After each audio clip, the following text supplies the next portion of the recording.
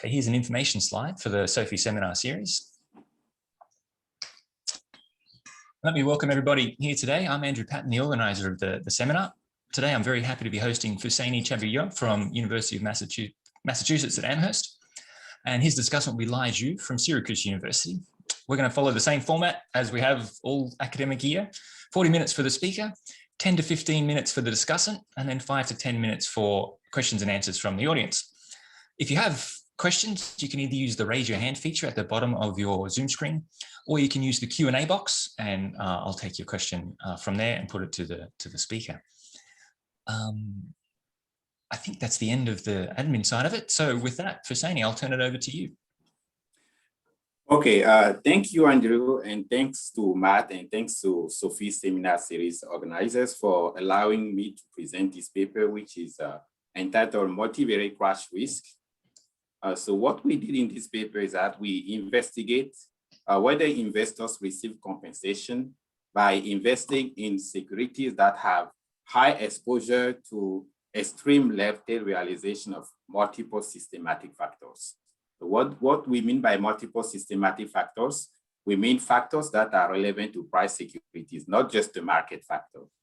And we define multivariate crash risk here as an exposure to extreme realization of a left-tail realization. When I say extreme realization, I mean left-tail extreme realization of multiple systematic factors. So we do ask the following question in this paper: do investors receive compensation compensation for multivariate crash risk? Do we know if multivariate crash risk is priced in the cross-section of return? So the answer to this question is yes.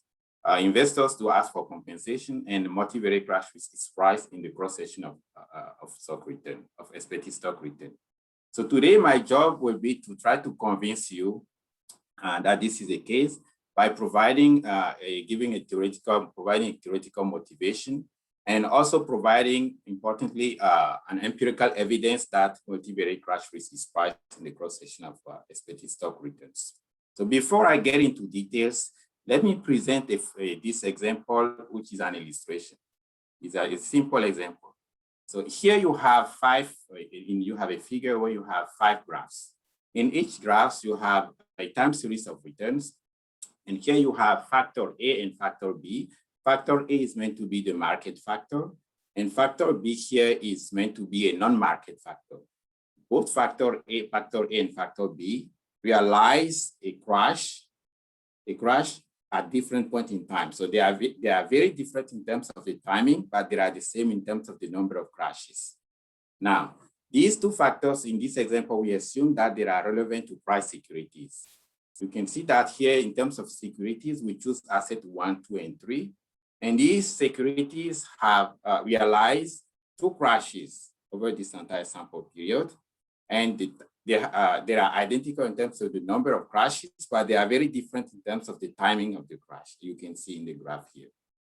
So what we see in the previous literature actually has focused on exposure to market crashes, for example, factor A.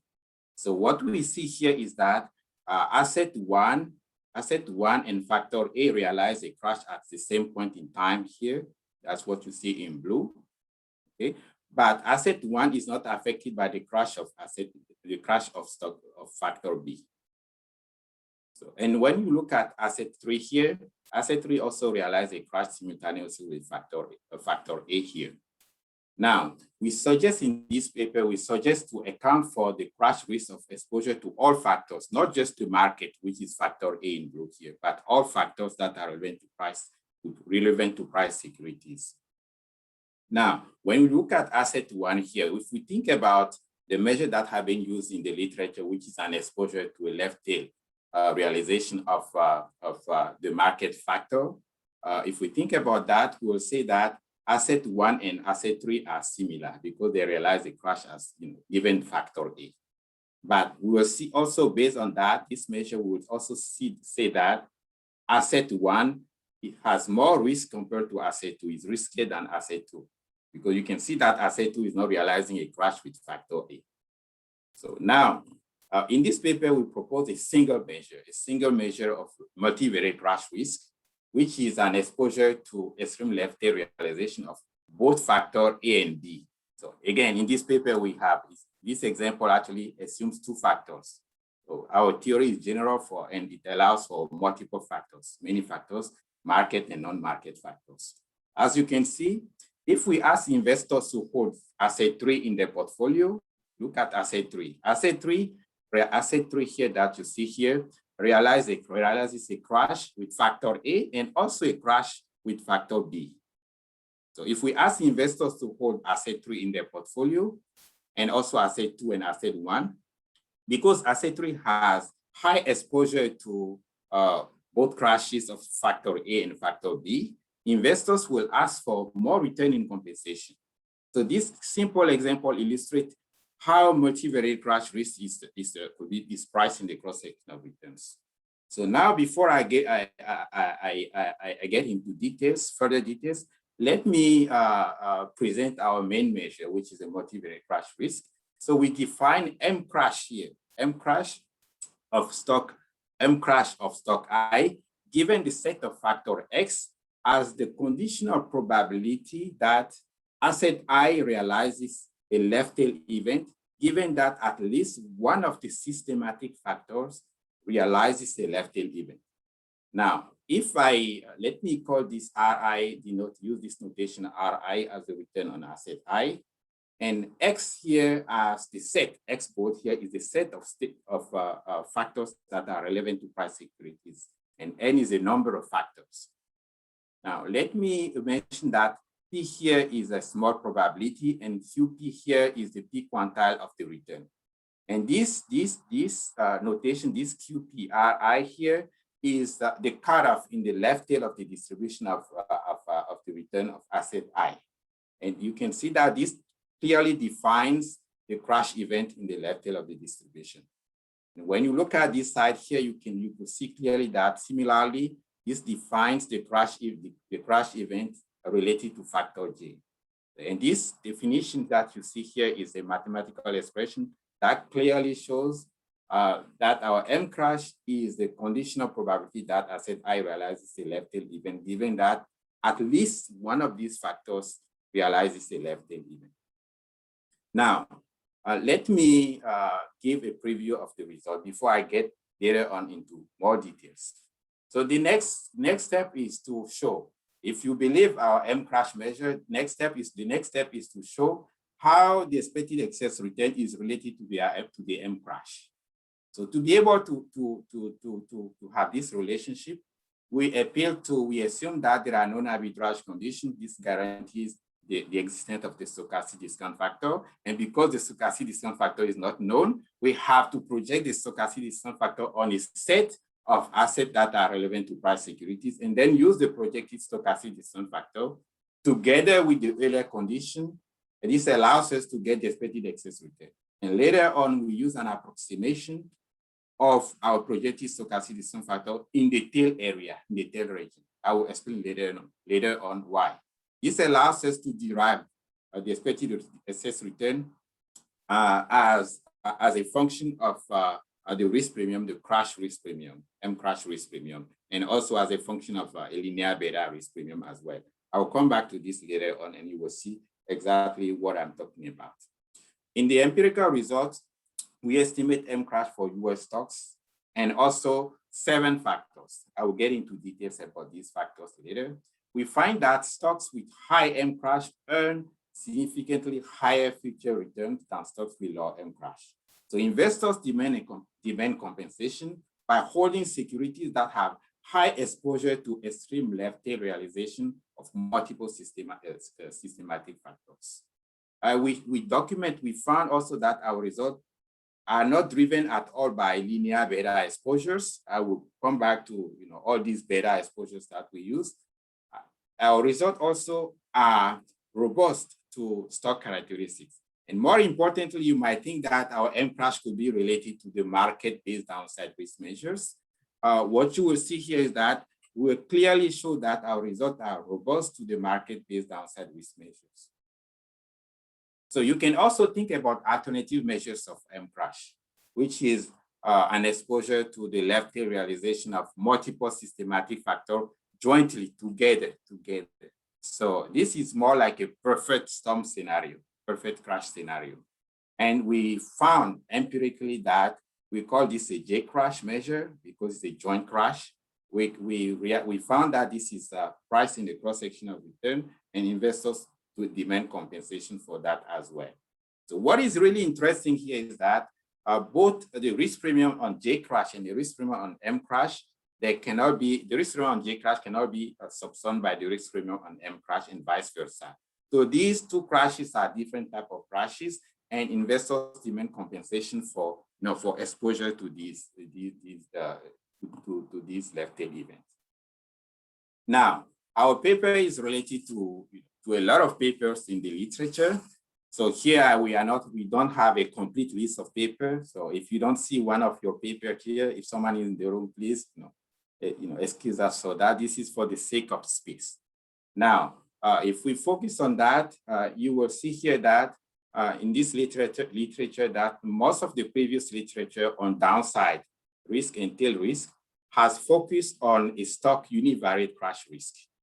Okay, on the stock univariate crash risk, or has also focused on bivariate crash with the market.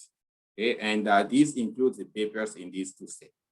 So our paper is related somehow to closely related to the second bullet point here that you see here.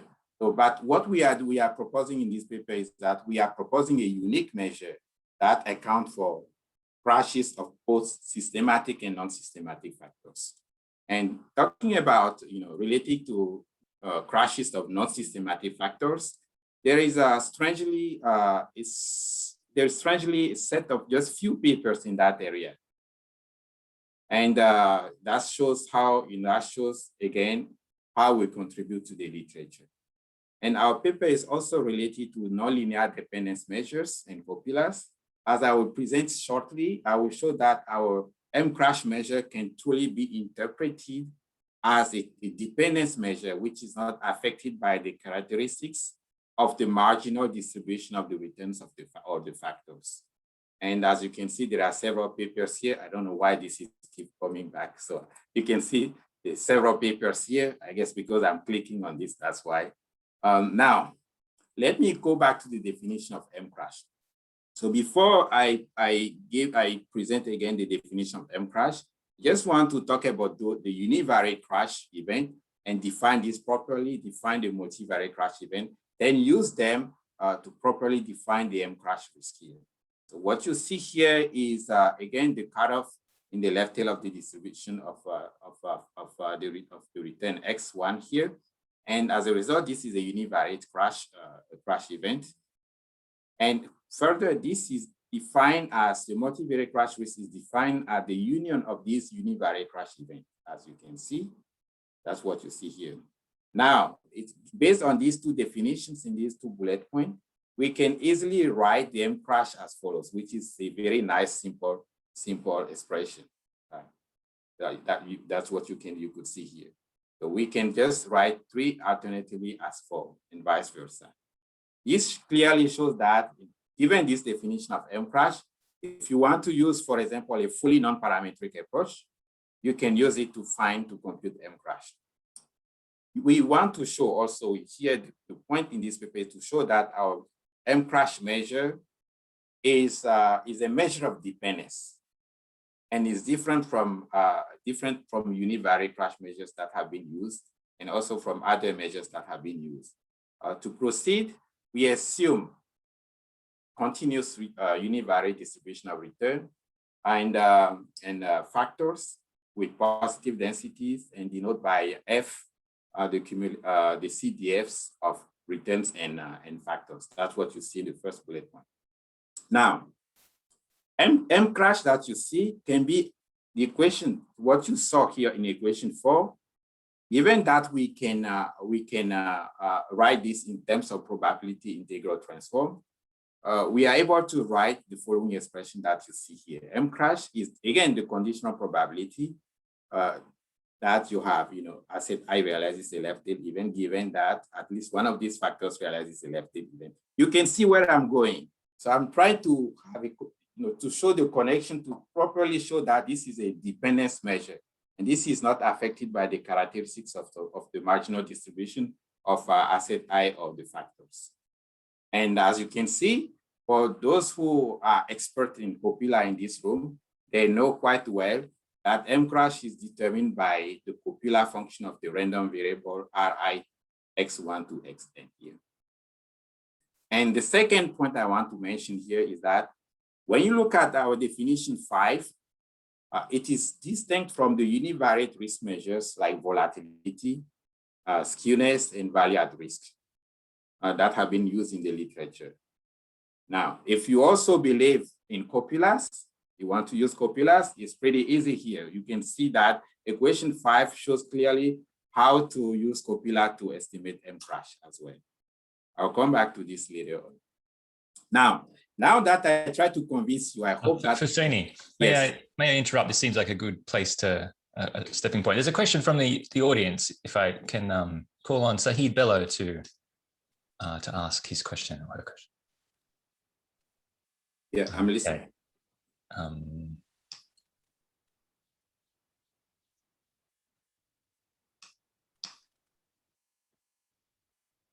Okay.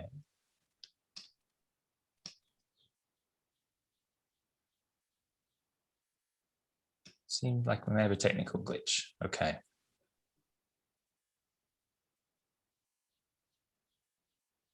Well, Sahid, if you come back, I think you may not be here. Come back, sure. Feel free to ask your question. Okay. In the meantime, Fousseni, please continue. Okay, thank you. So now that I convinced you, I defined clearly our MCRASH measure. My next goal is to show the relationship between the expected excess return and the MCRASH measure.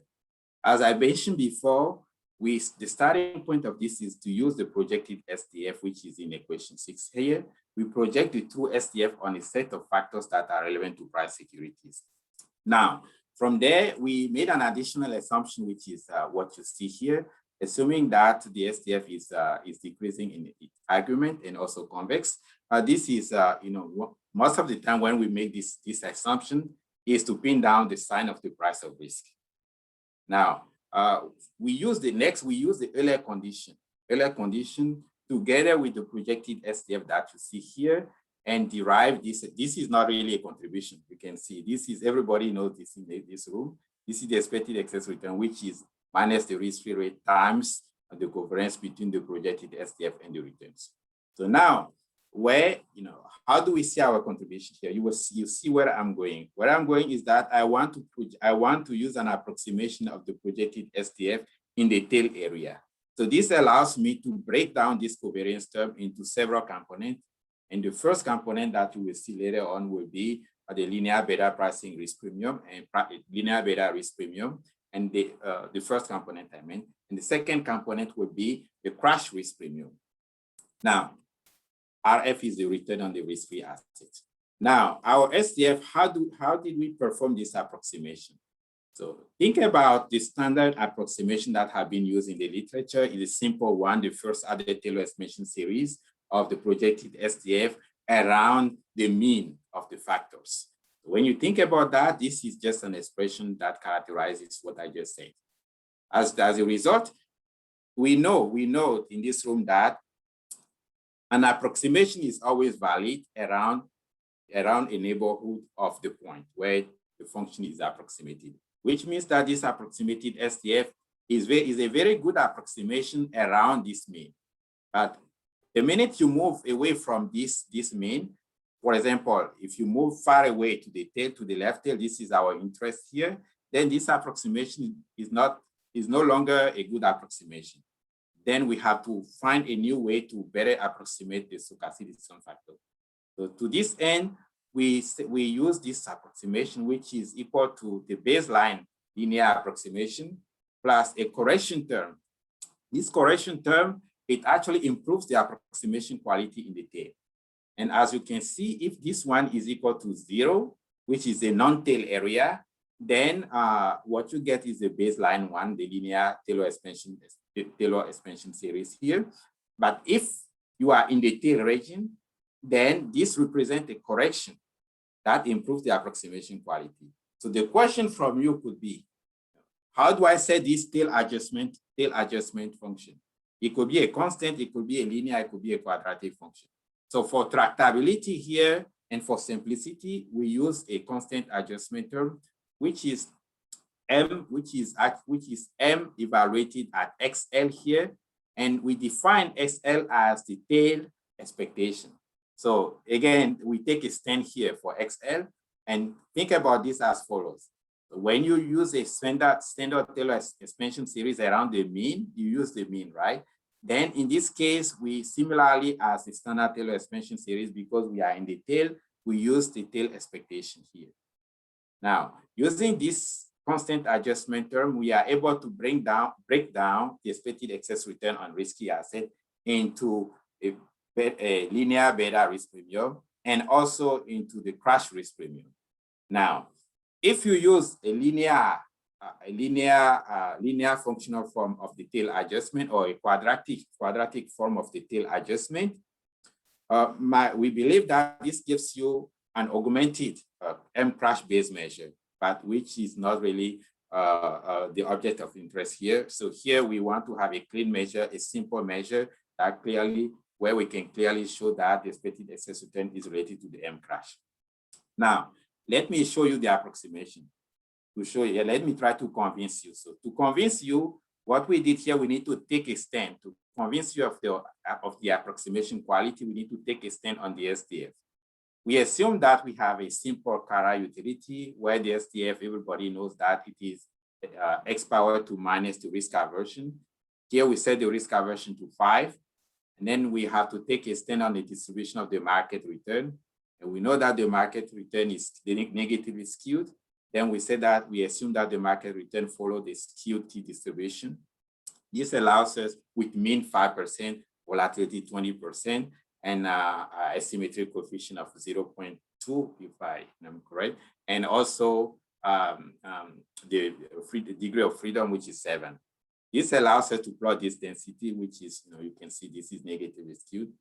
Now, in panel B, in panel A, what you see in the dark line is a true SDF. The next is the blue one is the linear approximation that have been used in the literature. You could see here clearly what I mentioned before. Around the center here, the mean, you could see that the blue one represents a good approximation. When you move to the tail area, and again, the tail area is defined by the 5% quantile of the market. You have this, which is here, and this represents our Excel that I mentioned before. You could see here that the approximation, the linear approximation, is not a good approximation. Next, when you use our extension with a constant adjustment term at least, what you see is that in a non-tail area, we are the same with the blue. It coincides with the blue. But in the tail region, you can see the improvement. You can see an improvement here, an improvement of this SDF here. It improves a lot. It improves actually compared to the blue line. Then what are the implications of this? It implies that we can derive the expected excess return in terms of a linear beta risk premium and the crash risk premium. Now, we discussed also in the paper alternative approximations as well and the implications for the risk premium. Now, let me show you the risk premium here. The risk premium on the risky asset is equal to what I mentioned before, the linear beta risk premium here, where beta is a standard beta that you have, and lambda is the price of risk related to this beta. And our contribution is this part here, this second part that you could see, where you have MCRASH minus P times the price of risk, which is lambda. And lambda here is positive, and the alpha here represents the approximation quality. Anything else that we did not take into account in our approximation is somehow reflected in alpha that you see. It represents the approximation quality. But we are more interested here in the relationship between expected excess return and MCRASH. So this clearly shows that stocks that have MCRASH that are lower than P will earn a negative crash risk premium, and at the end they will earn a lower return compared to the linear model. But stocks that have MCRASH that are higher than P here will have a crash risk premium, a positive crash risk premium, and which means that these stocks will have higher risk premium compared to the linear beta model. And this, the main hypothesis, the lesson to be taken from this exact identity is that the expected excess return on asset I is increasing in exposure to multivariate crash risk as measured by our MCRASH. Now, let me talk about the data. So we used stock data from CRISP and CompuStat and all common stocks trading on NYC, Amex, and NASDAQ. The sample period is from 1964 to December 2018. We apply liquidity filters, at least 200 non-zero returns over the past 250 trading days. And we choose stocks with prices at least $2 equal to at least $2. So remember that at the beginning, I mentioned the set of factor X, which is bold. It contains 7 factors. So here, this is the time where I need to explain exactly what I mean by these 7 factors. We use the market factor, we use factor, the SMB, HML, the profitability factor, the investment factor. We also add here, we will see here the momentum factor. And the last one, which is the seventh factor that we add here is the BAB, which is the betting against beta. So we added this last one because of the recent interest in the low risk anomaly. Now, next, what we did is that we use daily return to compute the MCRASH measure. And at every month, then we use monthly MCRASH for asset pricing test. Now, baseline MCRASH estimate here. Let me talk a little bit about this. So we use rolling window with 250 days. And here we choose P equal to 0.5%. Okay. So P equal to 0.5% and we use 5% quantile as a cutoff point for all left tail events. So let me tell you that we see a P equal to 5% as a good compromise because it balances looking at tail realizations, at the same time making sure that we have enough observation, we have an acceptable sample size to compute our MCRASH measure. Now, based on our definition of MCRASH, we can use different approaches. We decide to use a semi-parametric approach, so which combines a non-parametric approach and a parametric approach and a fully non-parametric approach.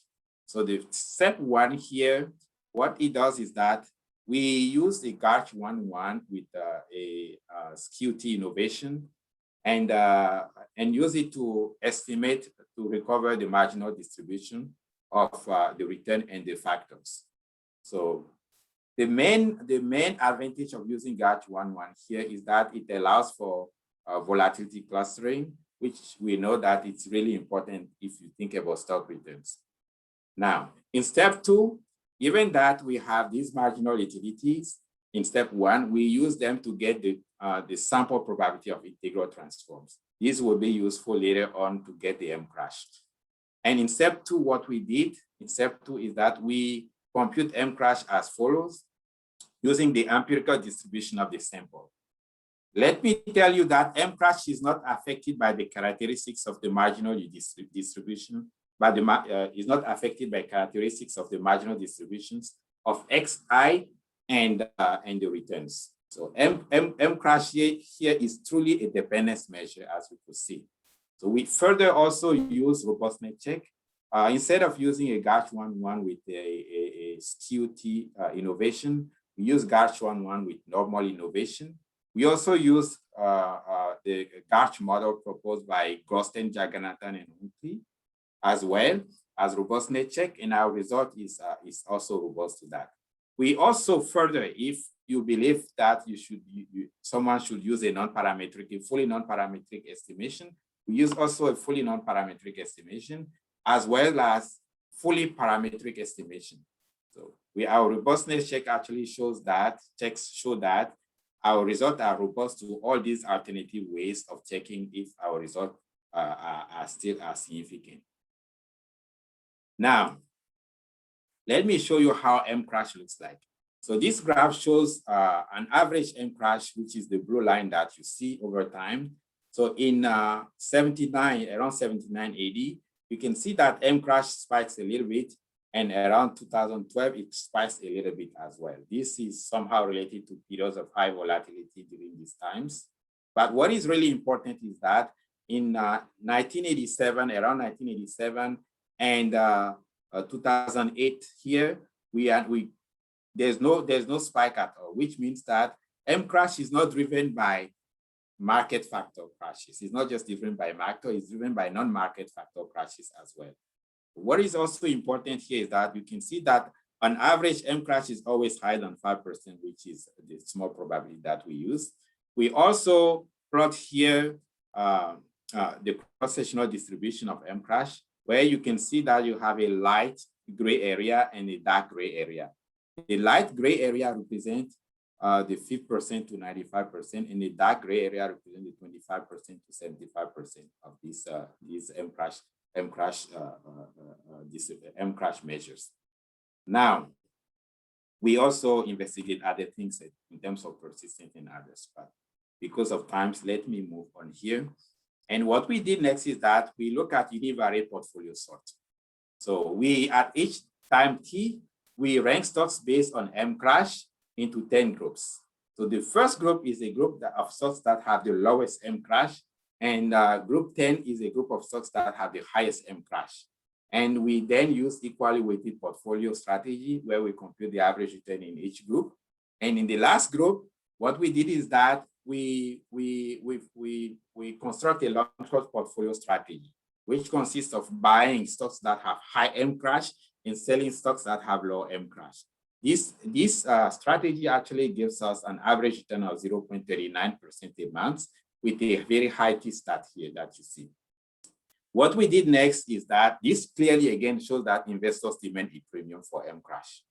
Now, what we did next is that we control for 7 factors, which means that in each group, we choose the time series of the return. We run a regression of this time series on the 7 factors to get the alphas. We then reported the alpha, the difference in the alpha. You can see here that after controlling for the 7 factors, this is also significant. The spread between 10 minus 1 is significant and highly significant. We continue by using 5 factors here as control. We then use 7 factor plus the liquidity factor here as well. Here we use the 7 factor plus the quality minus junk. And here we use the M4 factor as well. And here we use the Q5 factors. Now you can see here clearly that in the last column, controlling for these factors actually will not really affect the significance. All the time, the spread is significant, highly significant with T-stat higher than 3, except for the last case where you have a T-stat which is still high, but a little bit lower than 3, which is 2.70.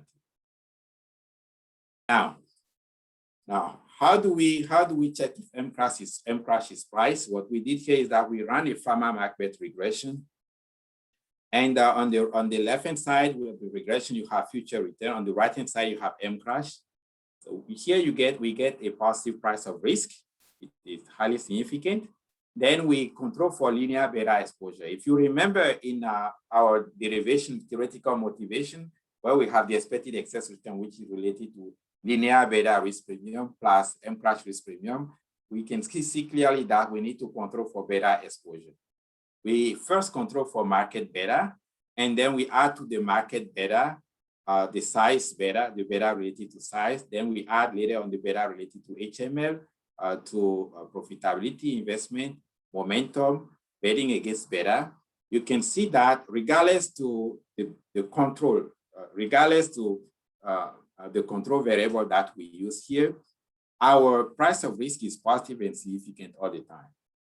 Now, let me tell you that specification 8 that you see here is the one that closely matched our decomposition of expected excess return previously that I presented.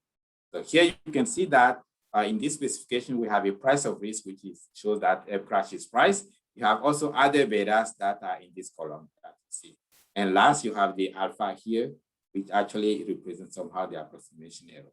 So this table actually shows that MCRASH is price and the price is positive in the cross-section of returns. Now, we also control for characteristics. Here, what we did is that we still control for at least the market beta before we control for characteristics.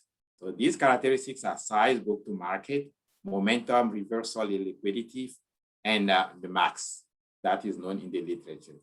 You could see here in the first line that the price of MCRASH is also positive and is significant as well, regardless to the characteristics that we use. Now, let me talk about a little bit about the economic magnitude. So you can think about, you will ask, for example, what is the economic magnitude of this? How do we interpret that?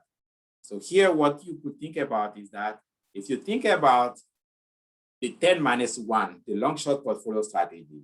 So in group 10, you have an average MCRASH of 0.12. In group 1, you have an MCRASH average, which is 0.04, which means that the long-short portfolio strategies that will buy high MCRASH stocks and sell low MCRASH stocks will actually have an average MCRASH of 0.08. If you multiply this by the price of risk, remember you have the price of risk times the quantity of risk that gives you the risk premium. If you multiply this by the price of risk in this table, on average, in this table on the first line here, and also in the previous table, you get roughly a risk premium, crash risk premium that varies from 2.58% to 5.34%, which is reasonable and significant. Now, you can think about also that our measures could be somehow related to downside risk measures.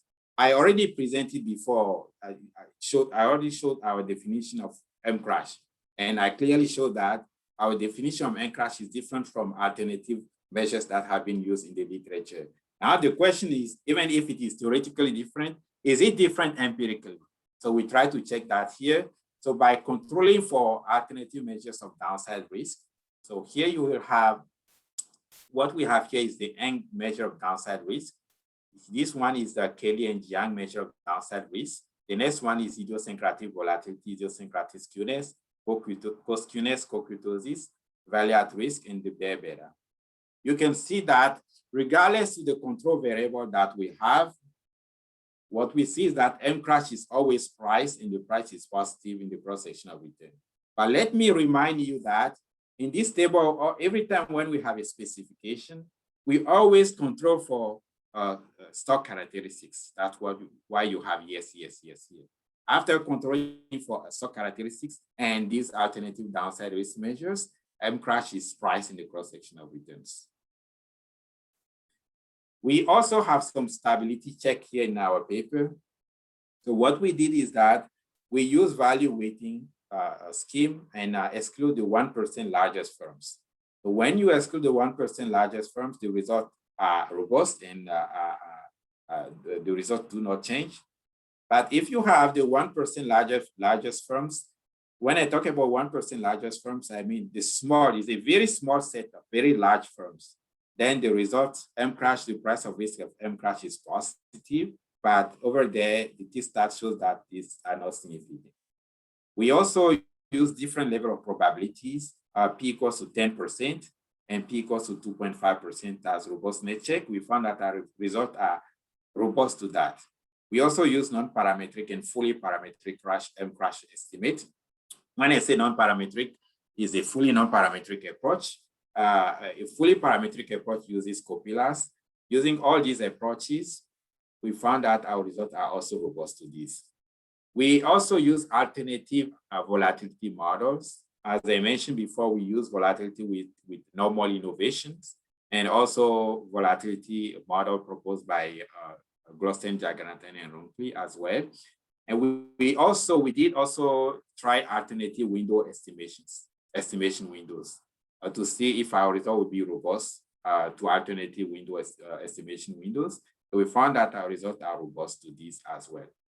We also applied alternative data filtering rules, and our results are not driven by small stocks at all. We also find that our results are hold when you use only 49 industry portfolios. What is really important here also is that we investigate alternative factor models. Now, remember that all the results I presented before use 7 factors in X, in the set X.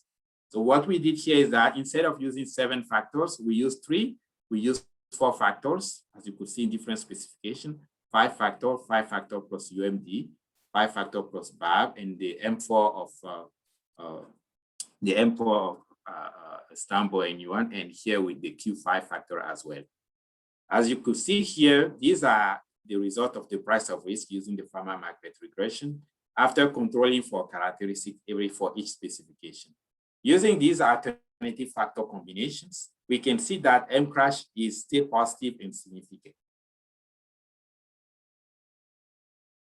Now, you can think about also alternative measures of downside of crash risk measures, as well.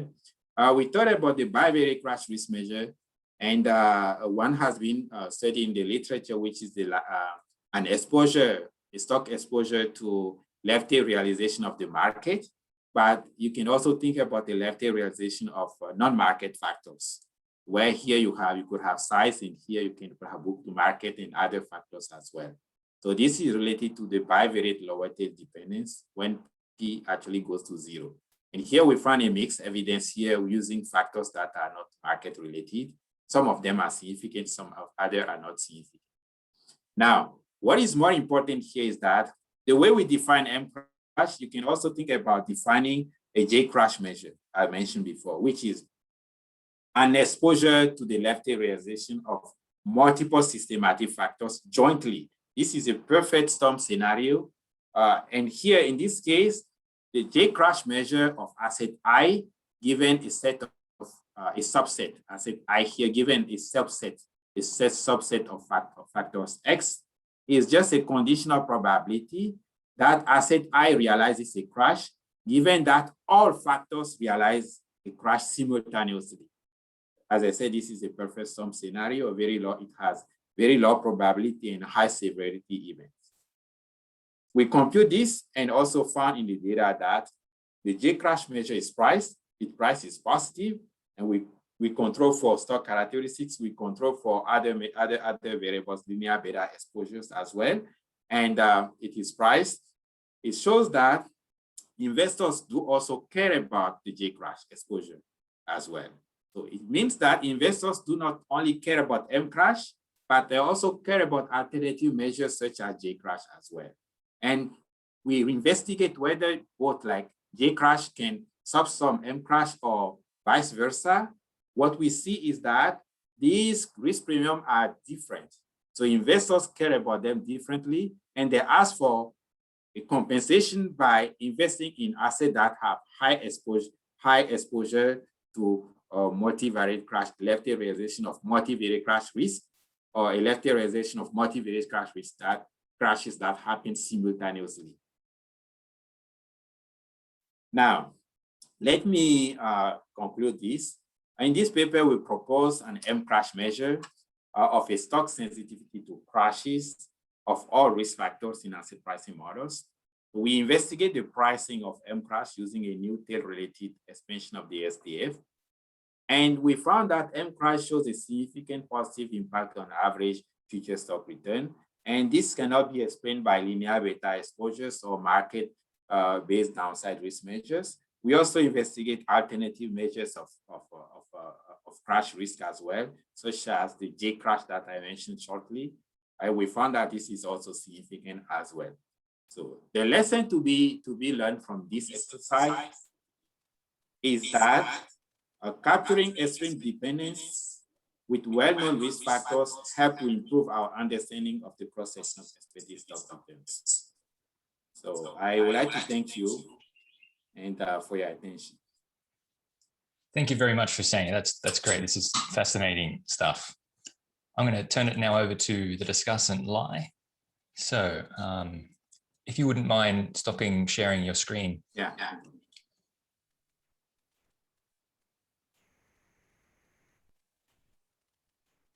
Okay, great. Okay, thank you for inviting me. to discuss Fousseni's co-authored paper. And the paper title is Multivariate Crash Risk. If you're interested in cross-sectional stock returns and also tail risk, I encourage you to read this paper carefully. And the paper is well written and also really easy to read. Let me first start with the theory of the paper. So the theory of the paper starts with this, the most famous non-arbitrage condition.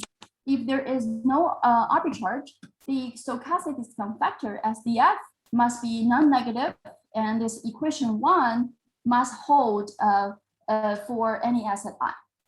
And then the risk premium of stock I is negatively related to the covariance between the stochastic discount factor and also the stock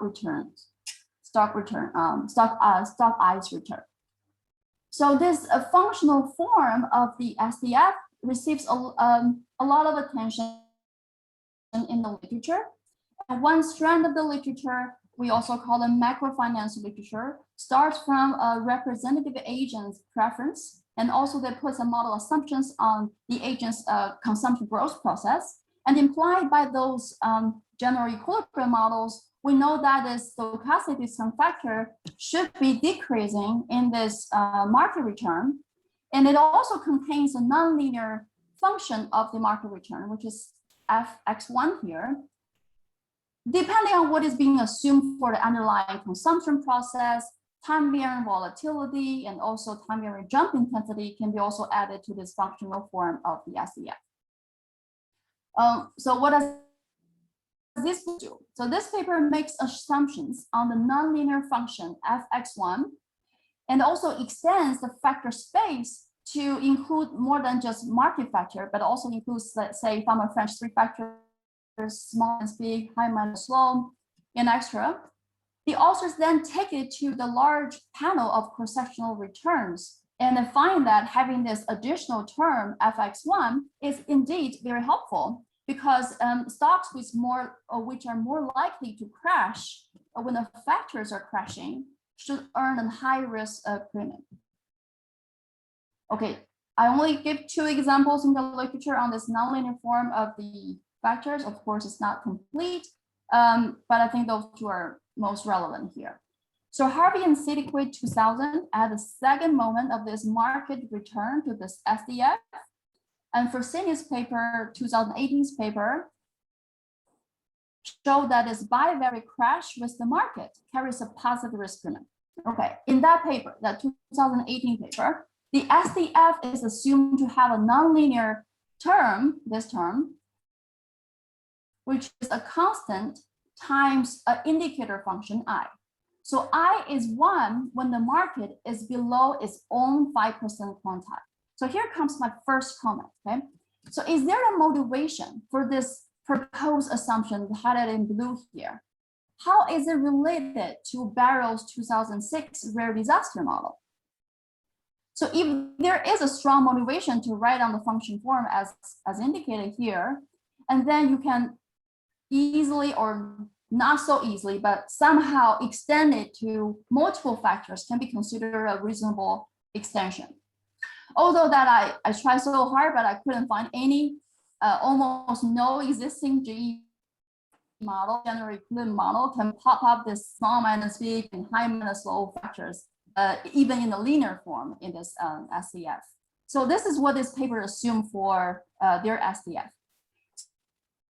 So we have indicator function I, and I is 1 if at least one of the factors fall below its own 5% quantile. Okay, I only use 2 factors here in the paper. They use 7 factors as a benchmark model. So if you think about the Barrow matching this general equilibrium model, stochastic discount factor is too high because they also make their own assumptions, and we are fine with this piecewise linear assumptions, then why should it be at least one of the factor crash? Why should it be in such form? So one easily can think about 2 alternatives, which is a bivariate crash. They call it bivariate crash. This is actually this specification can allow the SDF to put different weights on factor 1 and also factor 2. The other one, which is I think is more restrictive, you can talk about drawing, right? You can think about only when all the factors crash, then that is the time we need to count in this stochastic discount factor. So I'm interested in the second point. I think the first one is reasonable, that Fousseni already considered that in his paper, and the second one he also considered that. But there's another empirical question coming to my mind when I was first reading this paper, is how often the drawing crash can happen among different factors. So I don't find a direct answer in the paper, so that's why I tried the data a little bit myself.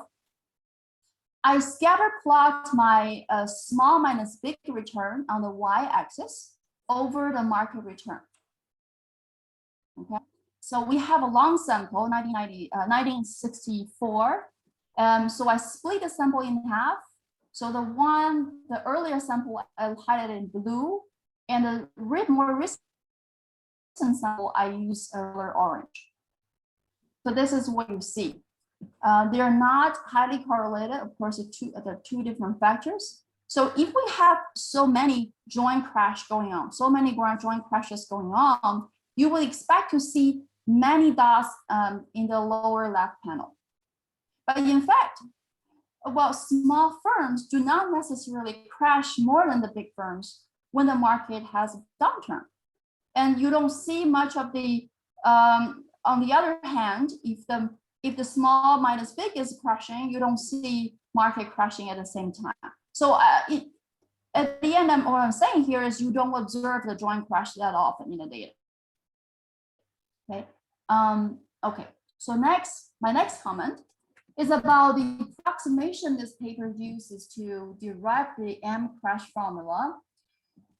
So in the online appendix, assumes that the left tail of the return I is assumed to be a constant number, and it is the same across different firms. Because of that oversimplified assumption, the MCRASH is a conditional probability, and the magnitude of the crash does not matter at all. Okay, so I think that maybe you would like to try a few more robustness points on this front. Okay, so going forward to estimation. The benchmark estimation of MCRASH is using this 250 days in the past, and then you use a semi-parametric approach.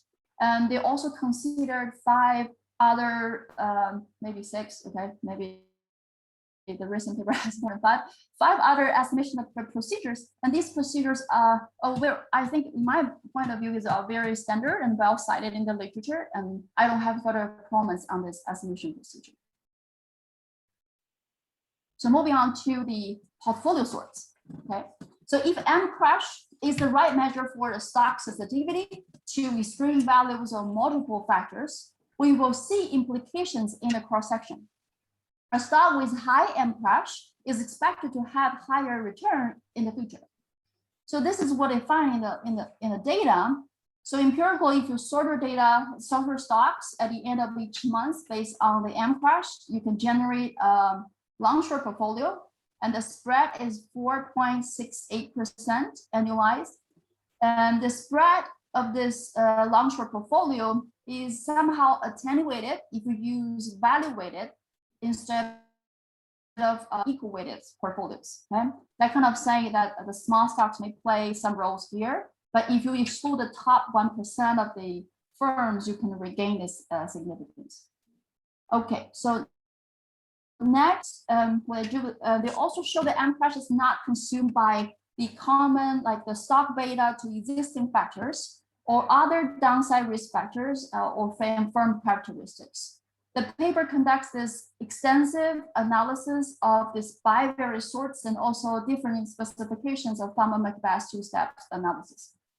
And finally, they also check the robustness of the MCRASH measure using this Fama MacBeth two-step procedures, and they show that MCRASH can survive or remain significantly priced when controlled for bivariate, crash risk, and also the joint crash.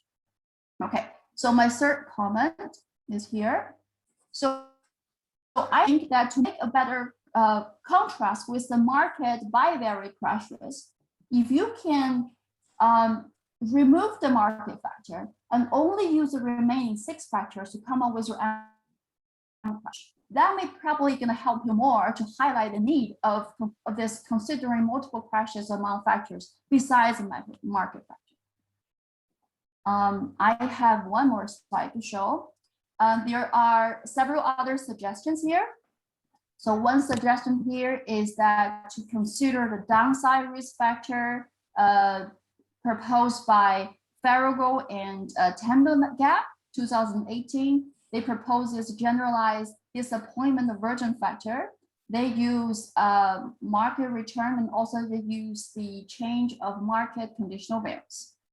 The second suggestion is that since we're talking about crashing and prices in the data, also in the theory and in the data, it will be interesting to include the most recent sample, 2020 COVID, to see how your portfolio, how the portfolio source can generate whether enough a big spread if you include the most recent sample.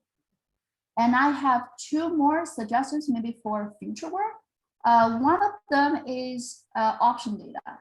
So in this paper, to get a reliable in-sample estimate, you need a significantly large number of observations in the past, which is 250 days, trading days, so roughly 1 year rolling window. However, if you can take advantage of the large cross-sectional pattern of the options for individual stocks, for small stocks, for maybe options on the ETF, sector ETFs, that you probably take advantage of this, you take advantage of the data, so you can just use 1 month or 1 week rolling window instead of a 1 year rolling window. So as far as I know, this ETF XLS option data all the way back to 1998. So probably 20 years data for you to work with. And the very last point is that this paper focused on the downside risk, which is the left tail of the return distribution, conditional on the factors left tail distribution. What is also interesting, in my opinion, is that the right tail of the stock returns. So more specifically, what I mean by that. So when a stock is, if the stock has a large upside potential during the bad times, it should be negatively priced, right? If the risk averse investors like strong potentials during the times, a stock with stronger upside potential in bad times should earn a lower return. And now I'm assigning my own paper here at the very last bullet point. So that's the end of my discussion. A very nice paper. I really enjoy reading it. Thank you. I will stop sharing. Thank you very much, Lai. Thanks for that discussion. That was great. Well, we're running a little bit out of time, but Fousseni, please, if you would like to respond to any of these comments, please go ahead. Yeah, thank you. Thanks, Lai, for this discussion. And you did a lot of work here, and we appreciate that as well. So now let me go back to your questions. I won't be able, because of time constraints, to go over all of them, but let me pick randomly some of them. So how do we relate this to Barrow in terms of motivation? I guess that Barrow has a consumption base as a pricing model. And Barrow usually focuses on the market crash. Now, if you want to relate this a little bit, here we do not take it, we say, well, the stochastic distortion factor is not known. So now you need to take a stand on the set of factors that are relevant to price securities, and we project the stochastic distortion factor, which is unknown, on the set of factors that are relevant. So this is more like in the style of Hansen and Dagan. So if you really want to avoid going in the direction of general equilibrium models or other equilibrium models. So that's how. So I think it will be really hard if you want to think about Barrow in this setup. Now, how often the joint crash happened? We did investigate for the joint crash. We did investigate a simultaneous crash when you have 2 factors, 3 factors, 4 factors, and 5 factors. But the difficulty of that, if you want to go to 7 factors, it's extremely rare. So extremely rare. So we have updated the paper. We did not include the 7 factor. but we mentioned the probability and we discussed this case. But we do have results for 2, 3, 4, and 5. Now, you talked about the magnitude of the crash. We assume that the magnitude of the crash does not matter. You're right. So here we assume that it does not matter.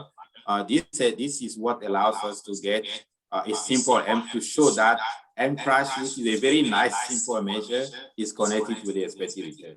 Of course, having a situation where the magnitude of the crash, when there's a crash for one asset, it could be different from other assets, the size. This is, I believe, this is beyond the scope of this paper, and it will be nice to investigate this later on. I think, let me answer 2 more questions and then I will stop. Now you asked to remove the market. We did remove the market, and our results are still, our results still hold. And of course, we did not send you the file because we almost finished. So that's why you did not get like the updated file. We just finished. And then you talk about downside risk factor of Farago and Tedonga. And yeah, we'll make sure that we look at the paper and we cite it in appropriate manner. Give it like credit for what they did. We will have also, you asked to extend the 2020 COVID crisis. I don't know, so I don't have an answer to that. This is a nice question, a valid question. I also believe that this can be done in just a paper where you focus on the COVID time period, right? So this will give more insight. The last point is about using options. Clearly, you're right that options have a lot of information, and it's not easy also because you have options on the market. That's why it's easy to use that, but you don't have options on SMB, HML, and all these. So there's a way actually, but this is beyond the scope of this paper. So we can talk about this. I can talk to you about this, those things, and maybe Andrew and other people later. Yeah. So thank you again for your comment, and thanks to Andrew, and thanks to everybody else, Matthew, and all the participants. So I'm looking forward if you have more questions to answer.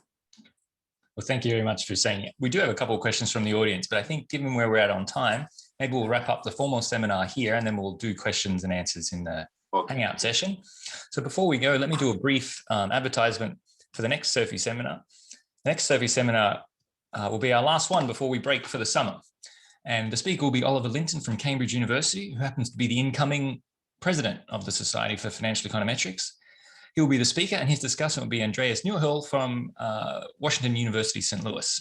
That'll be in 2 weeks' time on May 31. So please join us all then.